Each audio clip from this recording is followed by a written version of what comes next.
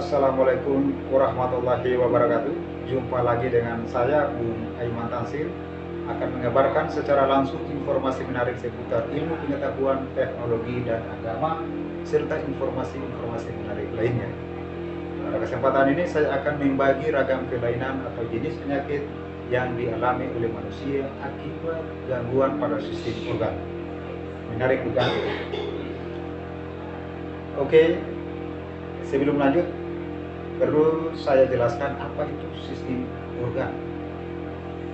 Sistem organ adalah sekumpulan organ yang bekerja sama untuk melakukan fungsi-fungsi yang lebih kompleks dalam menyusun anatomi dan fisiologi tubuh manusia. Sistem organ meliputi sistem pencernaan, sistem pernapasan atau respirasi, sistem peredaran darah, sistem rangka, sistem otot, sistem ekspresi atau pengeluaran, sistem endokrin atau hormonal, sistem saraf, sistem reproduksi, dan sistem imun. Oke, mari kita telusuri bersama jenis penyakit apa saja yang dialami bila terjadi gangguan pada sistem organ pada manusia. Oke, bagian pertama, penyakit yang ditimbulkan akibat gangguan sistem pencernaan pada manusia. Tentu banyak loh, penyebabnya juga bermacam-macam.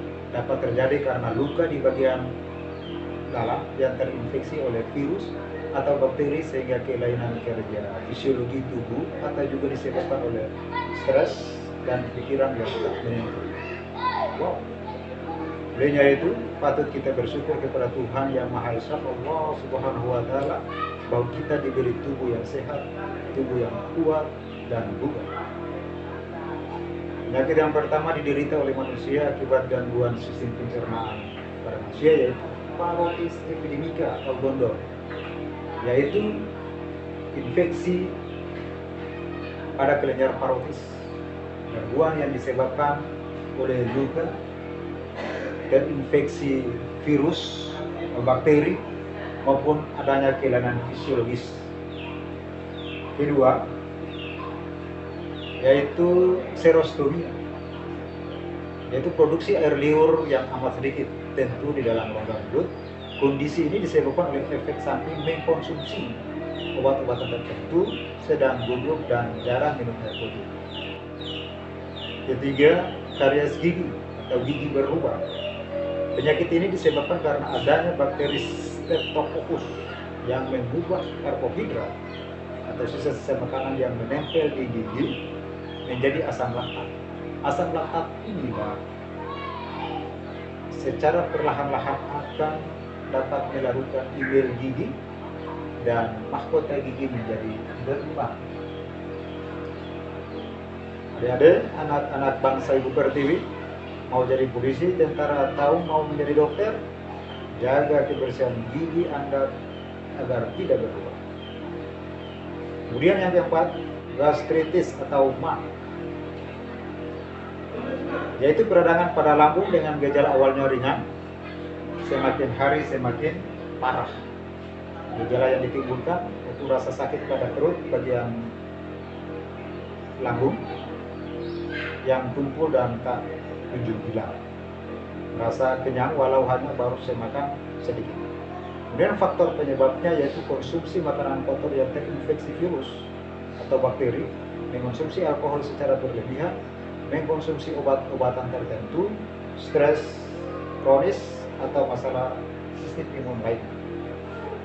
Oke, selanjutnya luka lambung atau MA kronis, yaitu peradangan yang terjadi pada dinding lambung yang disebabkan asam klorida atau HCl atau asam lambung yang dihasilkan lambung terlalu berlebihan sehingga mengikis dinding lambung.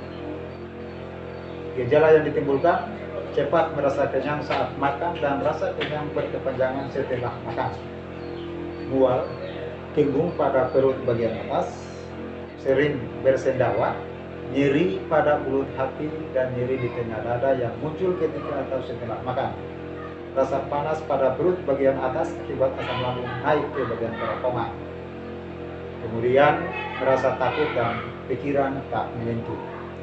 Faktor penyebab adanya masalah emosional seperti kecemasan atau depresi, infeksi bakteri Helicobacter pylori.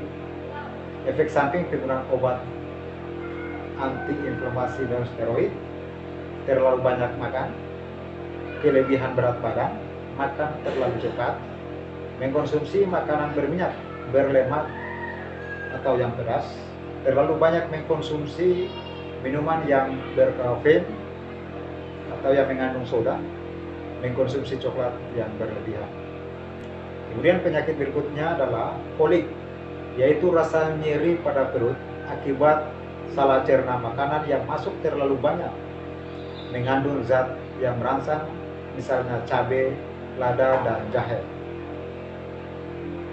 Selanjutnya malabsorpsi, yaitu kelainan kemampuan lambung dan usus untuk menyerap sari makanan menjadi tidak sebaik yang seharusnya. Selanjutnya malnutrisi, yaitu gangguan kesehatan gizi dapat karena kelebihan, kekurangan, atau ketidakseimbangan gizi.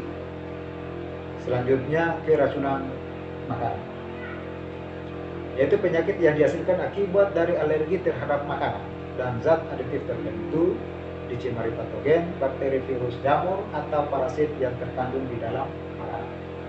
Gejala-gejala yang ditimbulkan: gatal-gatal, kelumpuhan, mual, sakit kepala, atau ketidakseimbangan gizi dalam tubuh. Selanjutnya radang appendix atau appendicitis, atau biasa disebut radang usus buntu,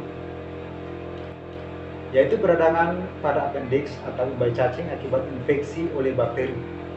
Faktor penyebabnya adalah masuknya sisa makanan atau biji-bijian yang ukuran kecil ke dalam appendix atau usus buntu hingga membusuk dan sulit untuk dikeluarkan. Selanjutnya diare, yaitu keluarnya feses atau BAB yang terlalu cepat dalam bentuk yang encer. Faktor penyebab: adanya gangguan proses penyerapan air di dalam usus sehingga air dalam feses berlebihan, toleransi terhadap makanan seperti laktosa dan fruktosa, jarang mencuci tangan pakai sabun atau CTPS sebelum makan, dan dari toilet.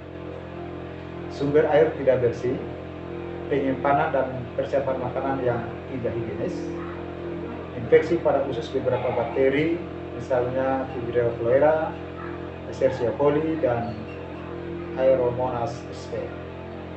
Selanjutnya sembelit atau konstipasi, yaitu keadaan sulit BAB akibat penyerapan air pada ileum berlebihan. Selanjutnya airborne, yaitu mengalirnya kembali cairan gastrik atau cairan lambung yang terlalu asam karena mengandung asam lambung ke bagian esophagus. Selanjutnya stomatitis, yaitu radang jaringan-jaringan halus dalam rongga mulut. Demikian materi yang dapat saya sampaikan, semoga bermanfaat untuk pengembangan membentuk generasi emas Indonesia guna menyongsong Indonesia Emas 2045. Saya, Bung Eman Tansir, Bat Itat mengabarkan untuk Anda.